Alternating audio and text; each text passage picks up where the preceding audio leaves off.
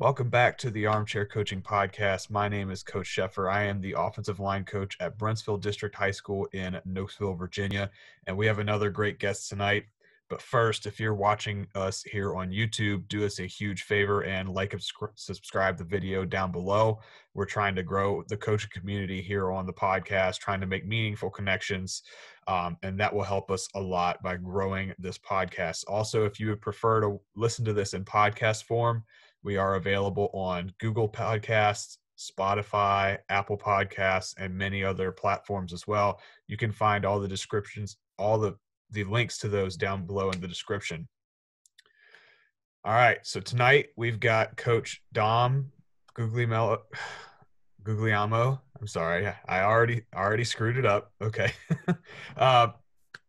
He is the offensive line, tight ends coach, and the recruiting coordinator at Keystone College in Factoryville, Pennsylvania. Coach, thank you for coming in today. Coach, thanks for having me. I'm always excited to do these things. Awesome.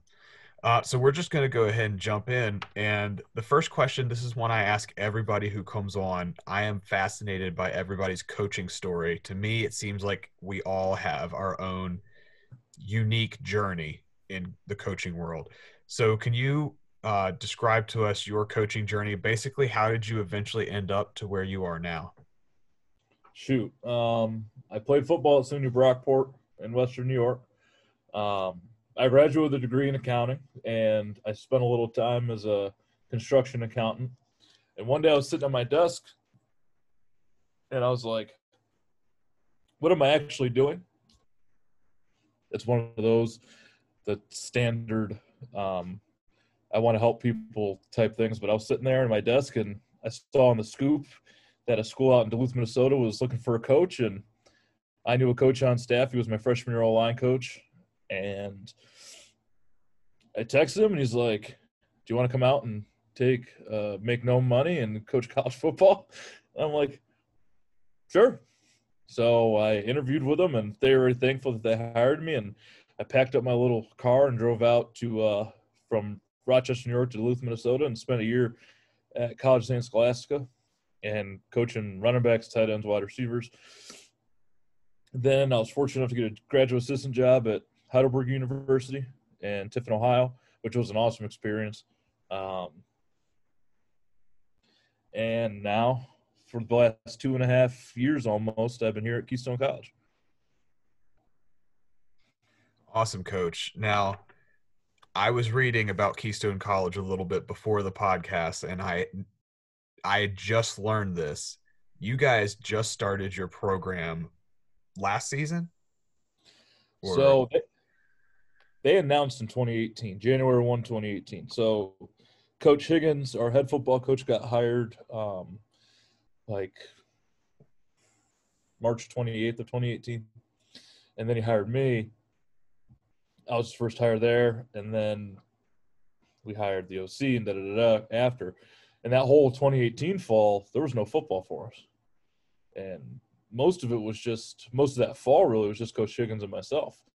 So we were out recruiting, building the program. And I say we, Coach Higgins, man, he's a mastermind. Like, he always finds a way. I joke with recruits that when I pulled in, we had 2 hats, 2 desks, and 2 computers, and a T-shirt. And now we've got the new stadium up and lines on the field and all of that. And in 2019, we played our acclimation season. So we had a team full of 98% freshmen. And it was interesting. But those kids fought and won a couple games, which was really cool. And we got to come from behind, and we got to sustain a lead, and we got to kick a game-winning field goal, and got our butts kicked.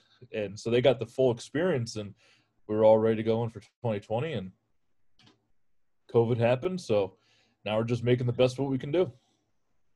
Wow, that's pretty amazing. I've always wondered what it was like to start a program, because all the programs you see now, they've had this tradition from many years of playing, and so they've always been playing. It's what it seems like, and now you guys are just starting, and so that's that's pretty amazing. We actually have a new high school that's going to be built in our county, and all the coaches are like, "Oh, what's it going to be like to build a brand new high school program?" And it's interesting to talk about. But you actually lived it at the Division III level, so that's pretty wild, Coach. Um, Next question. Most of our listeners are high school coaches. We do get some college coaches or regular football fans on here, but most of the guys that are listening to this seem to be high school coaches. Could you take a moment to describe your daily life as a Division III college coach and how that might be different or the same as a high school coach? Normal season day. Sure. Yeah. First off, I tell every high school coach I run into, I give you guys a lot of credit because, shoot, you guys deal with a whole different dynamic than we do. Whether it's social and all that. So basically, a day in the life of us is, we're very academically focused here. We're all about the process, one day, one brick. And to something that you kind of alluded to earlier, like that's how you kind of think about it.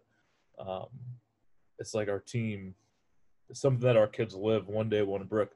So we want to build all that kind of stuff. So we do class checks. We're in study halls.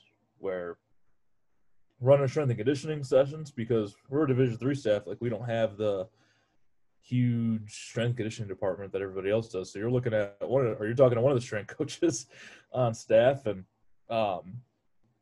naturally we're developing our guys and we're recruiting. And I think the real difference is from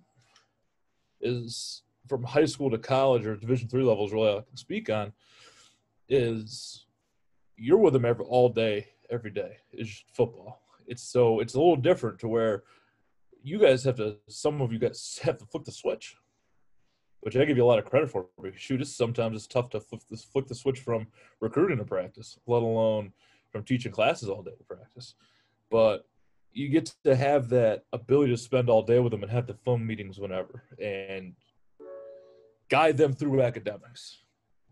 And shoot, you see them every day. They're either farting around in their office or messing around in the weight room, da-da-da-da. So I think the real difference is I think it's a different kind of busy. It's just like high school coaches and most coaches in the country have to deal with. You're the equipment manager, you're the strength coach, you're the O-line coach, you're the counselor, you're the guy that says you're proud of the kid, and sometimes the kid never hears it, has never heard it. So I don't know what the real difference is because I never really coached high school football, but I think it's just the best way to describe it is a different kind of busy. That's a very good way to describe it. And I've asked that question of a couple other college coaches, and that's really boils down to what you were saying. It's a different kind of busy. You're still busy. Yeah. It's still a long day, but it's a different kind of busy, just like you said. Now, I have not yet talked to anyone who is a recruiting coordinator.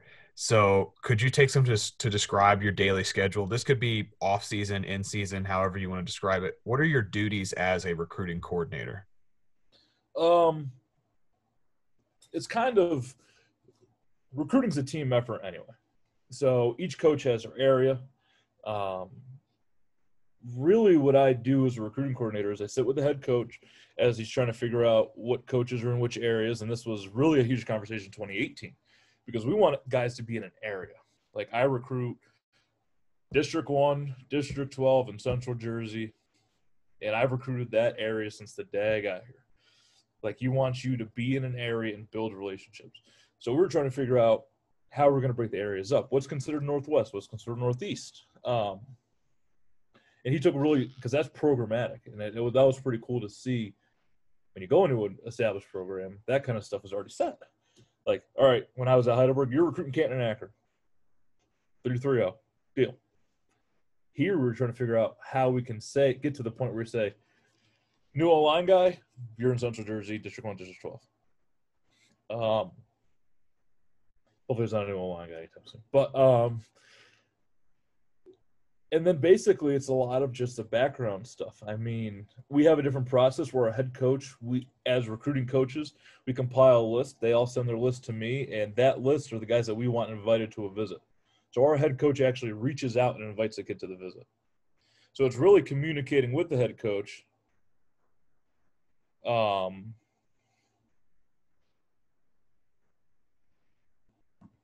With the head coach about what the other guys on staff are doing recruiting-wise. Then there's naturally getting the visit day set up, making sure we have player panel guys, making sure we have the guys at lunch that – I mean, we're really fortunate. We have a ton of really good kids, but you want the really well-spoken guys and the guys that really represent the program eating lunch when running into the recruit while he's eating lunch. And I don't want a guy who is kind of a punk that every program's got him on the player panel. We want to have, and we're very fortunate, we have kids volunteer for that stuff. So it's really easy for me to pick out the good guys because they're all good kids when they volunteer. So it's a lot of that kind of background stuff, making sure everybody's boards are clean, making sure we're all staying organized. So it's fun because there's always something. Like recruiting days never go as planned. Anytime you see a recruiting day, there's always a fire going on in the background, and we're just kind of shielding you from it. But it's a good experience. It's fun. It's a bunch of just different kind of busy.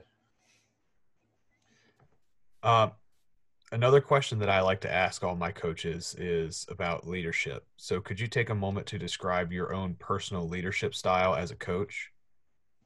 If you want to get to the technical business, I like to think of myself as a servant leader. Like I'm the kind of O-line coach. I'm still in good enough shape, not good shape. To like sometimes when I demonstrate Indy, I'll take a rep with them. Like I want to empower the guys to kind of build their own brand. I want to give them the tools. And right now, I want to give them the tools the first 3 days of camp that now they can apply to every play. I want to teach them how to be football players. So I want to give them all the tools to make themselves successful through our guidance. So I guess transformational type leadership, I think would be the correct term. But I also think that football is a stressful game, especially up front. Anybody who's played O-line knows. Like quarterbacks complain about stress and da-da-da, but we live in that area. So I try to make it as light as possible with them. We joke around. Everybody's got a stupid nickname, whether it's Poe, the kid who looks like the panda from Kung Fu Panda, or Big Red, or I don't know, whatever. But just try to make it light so all they have to do is just go out there and play football. They already know everything. They're in a good mood, and everybody knows what happens in offensive line and get moody and stressed out. So, awesome. As the offensive line coach, we know that within the whole team, there are certain groups out there, for example, wide receivers, who have a lot of personality, right? So how do you, as an offensive line coach, allow for your O-linemen to develop their own unique personality within that team structure? I think it's important. I think it comes from you as an O-line coach. Like, you have to be you. And you've always seen the coaches that try to act too hard or the coaches that try to be your friend. Like, just be you. And embrace the kids when they are them. So, shoot, you got a kid that likes Naruto or whatever that – I don't know any of that stuff is, but we got a couple. And they like that stuff. Okay. Or this kid's from Baltimore and he listens to this certain rapper. So, shoot, we'll play in the beginning of a team meeting.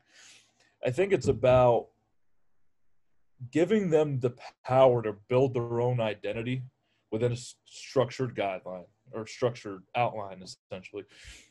But really harvesting what each kid kind of brings to the table. So here we're in the middle of basically, they call it the Keystone Mountains, da-da-da-da. I mean, you've got anywhere from Hillbilly, John, to like kids from the city, to kids from – we have a kid from Texas all the way out here in Pennsylvania. But they all bring something special. And I think you have to embrace that. The more you try to cookie cutter these kids into who you want them to be, I just want to be football players. I just want them to leave my room a better football player and a better man, and I want them to leave and me be a better coach for coaching them. So my way to get there is just let them be them. If they're goofy, like if we have to have a joke of the day before practice to get like the dumb giggles and the screwing around out, shoot, they can do that when they're doing high knee pulls. And having the dog of the week where they get to vote on them. And once you vote the first dog of the week, he passes to the next dog of the week, and having like a little tradition. They came up with that. Just give them the power to kind of make that offensive line culture, and especially for us, the offensive line culture that hopefully going to span forever, something they can look back and be proud of, because we took a little bit of Texas and a little bit of Lakeland, Pennsylvania, and a little bit of South Jersey and Central Jersey and North Jersey and mushed it all into one and had a good room of different personality. I'm stealing that, the dog of the week. That's a pretty good one. I like that one. So as the recruiting coordinator, you have a little bit more into this than some other coaches might have, but what type of kid are you looking for to recruit at offensive line here at Keystone? And what would let's say you have two kids that you're looking at. What would separate one kid from the other? So what separates the kids that you do offer and from the ones that you don't offer? Well, first I'll start with the first part. As a staff, we're not a big measurable staff. I mean, I want an offensive lineman that has a little dirt to him and has that little mean streak. So you can be a 5'11", just stout, stumpy guard, but you could have that dirtbag in you that you can't teach. I mean, you get high school coaches from all different backgrounds. You get a triple kid. You'll get a wing T kid. And some kids have run a spread with vertical sets, and some kids have never, ever been in a pass pro position. So you really look at the stuff that's immeasurable, like, do they finish blocks? Are they one of the first guys off the offensive line? If they're the last guy off the offensive line, chances are they're going to be the last guy off the offensive line in college. You want to get those guys that flying off the ball, and when they're blocking, they're finishing that block, and they have a little dirt streak to them. And the kids that are smart, like you want those. I hate that stigma of offensive line just being big, dumb creatures. Like, I got a kid on my offensive line that's like a 3.9. I can't even count to 3.9, let alone have a kid that has 3.9. And then if I have two guys that are equal, and I only say I'm very fortunate that I'm never in this position, but I want the kid that when he was eating lunch with the guys, they were genuinely comfortable around him. Because that room, whether you're a 1, a 4, an 8, or you're the 6th lineman in, or you're the All-American, or you're just a kid who is a heck of a teammate and is going to scratch and claw his way to get on special teams, that room is the most important thing in the world. I need to see those guys walking in a pack. I need to see those guys joking around. I need to see those guys drawing stick figures on the back of my Jeep. Like, that's what makes an offensive line room great. That's what makes an offensive line great. So if I had to choose two kids that same size, same footwork, everything, I want that kid who molded with the room. Because when push comes to shove, if they can't trust each other, you're going to have 5 individuals instead of 1 offensive line. That's pretty awesome, Coach. I haven't heard that take before, but that makes a ton of sense. Now let's talk a little bit about drills. So as an offensive line coach, what are some of your favorite drills for the O-line? And do you have any everyday drills that you run pretty much every practice? So we have first off, again, I'm going to brag about, I have a ton of indie time, which I thoroughly enjoy. I will always find a way to fill indie time. My everyday drill is we're a zone-based offense. So we do zone steps every day. And whether we're a hook fit team, so we'll go We'll do the hook fit series. We'll do all the steps from brace, jab, angle, shuffle, first, second level steps, the whole 9, zone doubles. That we will hit all that in 12 minutes every single day. So they know those boards are going to be set up 6 boards across, 6 med balls, and we're rolling with that every single. Like I don't have to tell them what to do. They basically can run that part and do without. And for me, the drills that I like, I mean, they really stem from your game plan. And and I've spoken to a bunch of different coaches about kind of how I drill. And if I know that we're going to be counter heavy this week, I want to do the drills that are going to help us run counter. I want to run the drills that if we're going to run pin, I want to have the drills that are going to help us with pin and pull. So I take basically the game plan from our Sunday, Monday. Sundays naturally are Sunday, Monday are game plan days. Our kids have Monday off, so I don't even see them, which is sometimes very awesome. And I take what our game plan is from those 2 days, and I revolve our Indy around that.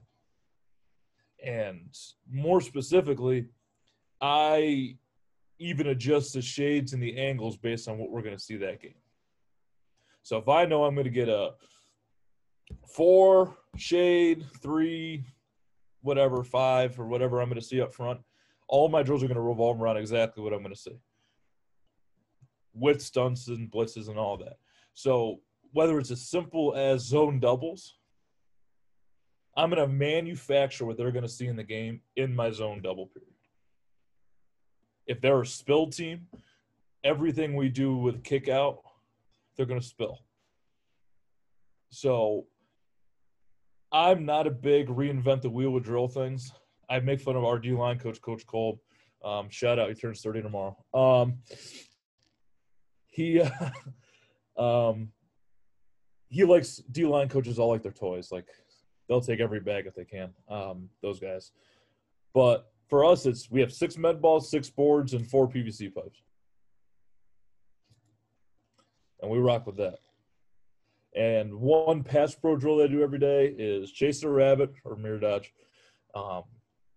And we go through our pass pro punch circuit. So we have what we call Wu-Tang, which is our hands nice and tight, 2-hand punch, right punch, left punch, drummer boy, which is a 1-2 punch, and then the 2 side swipe punches.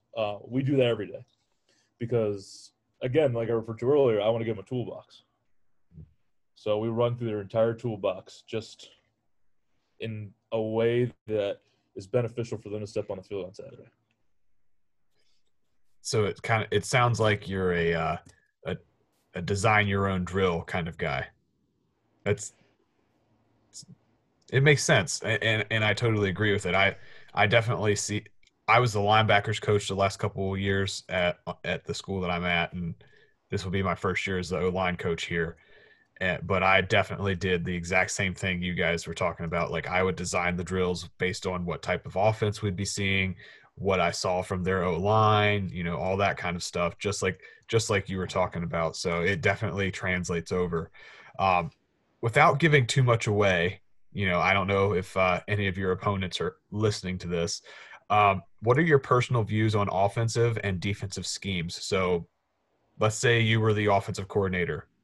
What would you run? If you had any player you want, what would you run? Boy, I love the spread. I did the air raid certification thing. That was cool. That was actually a really good experience. Played in the spread, like that no huddle, high tempo. I like spread multiple. And ask Coach Smith or OC, anytime you can add a fullback or an extra offensive lineman in there, it's good for me. There's a ton of teams in our area up here that use that fullback type thing. Defensively, you mean like the defense I hate going against? Oh, yeah, 3-3 stack. The angles are just, nightmare. And then a close number 2 would be anything with a 4-eye. I don't know what it is.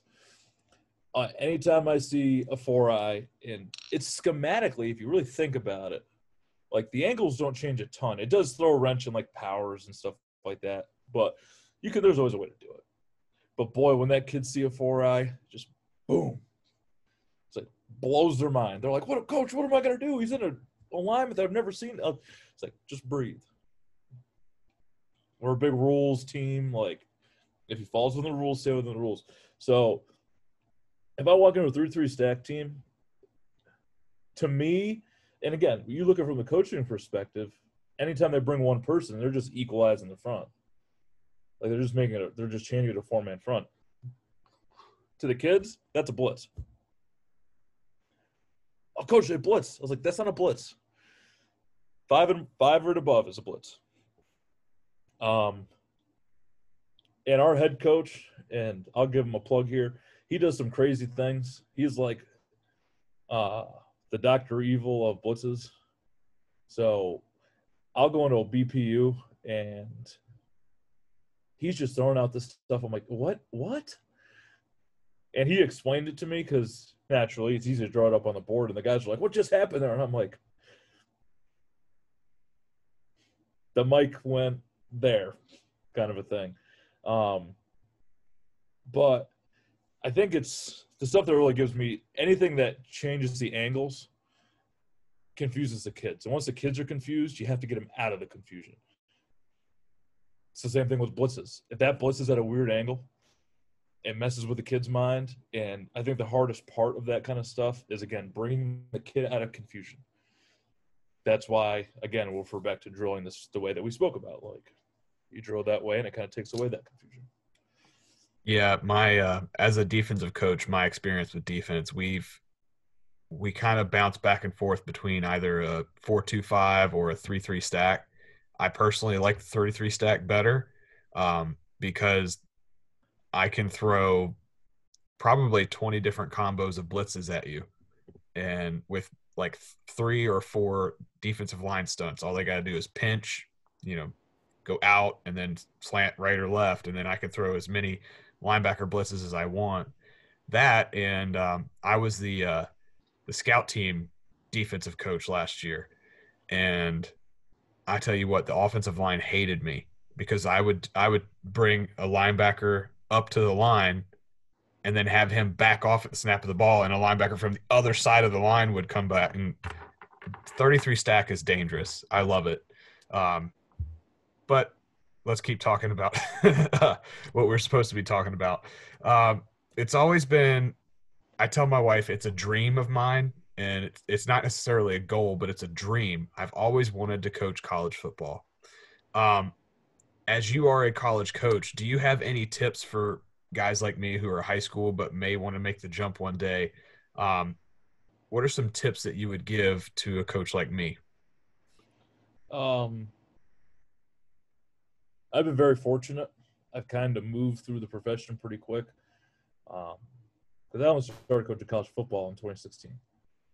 But from what I've learned, and I've learned a ton from Coach Higgins, it's basically get to know a little bit of everything and a little bit of everybody. I mean, I hate to say it, but it's a lot of, I don't say who you know, but you have to know a good amount of guys. And not even to get into it, just to kind of have those roots when you get your first time. Like, you should be, it's really helpful when you can reach out to George Penry and just say, "Coach, what do you do with this?" Or Jason Lewis. Like, those connections, though they might help you get a job, they're not the end all be all, but they're going to help you get acclimated. Experience is something that Coach Higgins preaches. And I mean, that's why this job is so enticing to me. I mean, that 25-year-old, 24-year-old gets the chance to be a part of building a program as an O-line guy. Shoot. Like, my goal is to be a Division III head coach. Like, not to move up. Division III head football coach is my goal. And I am in the perfect spot for it because, shoot, I'm getting to see a whole different side of coaching college football. But the biggest piece of advice would be make as many friends as you can, learn as much as you can, and be ready for a different type of busy. When I first took my job at St. Scholastica, first off, I was under the impression it was 3 months. I was like, oh, I'm going to go out there for a football season and come home. Nope. No, sir. Never been on the road before. Like, they're like, hey, here's your rental car. I'm like, for what? Like, oh, you have to go on the road for 4 weeks and hit 4 schools a day. I'm like, what? So I'm like, oh, okay. Just be ready for a different kind of busy. And again, I've never coached college or high school football before, but I've worked in business, and I thought that was busy. And I'm telling you one thing, that's why football coaches can get out of coaching and make $1 million selling cars, man, because it's a different kind of busy. And just never forget why you're doing it. And I had an interview with one of our kids today, and he asked me, what's the biggest piece of advice you give to somebody who wants to get into college football coaching? And I said, don't forget why you're in it. I mean, because there's going to be days like every other job where you're just like, screw this. Like, there's days I wake up and I'm like, oh. But for me, it's all about the kids. Like, I want them to – I had a great experience in college. I want them to have an even better one. I learned a ton in college, but I want them to learn more. Like, to me, it's all about the boys. And as long as you remember why you're doing it, all the waking up and having to watch smelly practice jerseys and eating wah-wah and hoping you don't get it on your pants because you already got something on your pants at breakfast, as was me the entire recruiting season, it makes all those things all worth it in the end when you never forget why you're doing it. All right, Coach, I've got one last question for you. It's kind of your grand finale question tonight. It's a pretty simple one. Why Keystone College? What makes it the right fit for you? Keystone College, or right fit for me, shoot. It's a family here, and I think that's what really makes it special. Whether it's you go into town and you go to Old Joe's and the guy that's changing your oil in your car and telling you need new tires is wearing a Keystone College football shirt or Keystone College soccer shirt or a softball shirt, or it's you go to Bluebird Diner and they're like, hey, Coach, how are the boys doing? That's the first thing they ask. How are the boys doing? Or when you walk into the cafeteria and you see Dee, the lady who makes the pizzas for the kids, and she does basically any pizza those kids want, she'll find a way to make.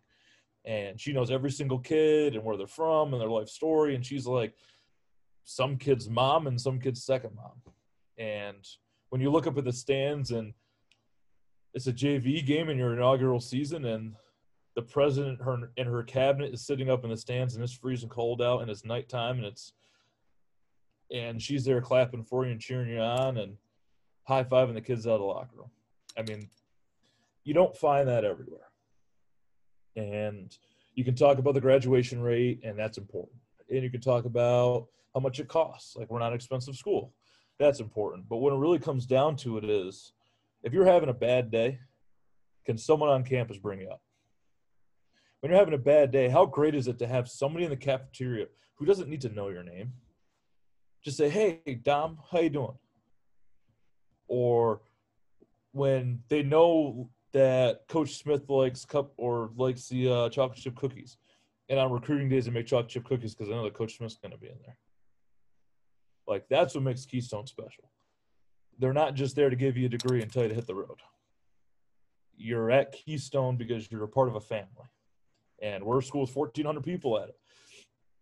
It's a small school, a small town. It's a town that produced a baseball great way back in the 1930s, Christian Mathewson, and they love their sports and they love their Keystone and they love their Lackawanna Trail High School.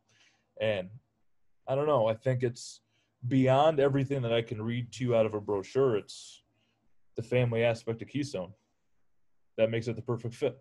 Because actually the people here care about the kids, care about their future, care about teaching them how to express themselves and make the right choices and speak their minds, which is huge right now.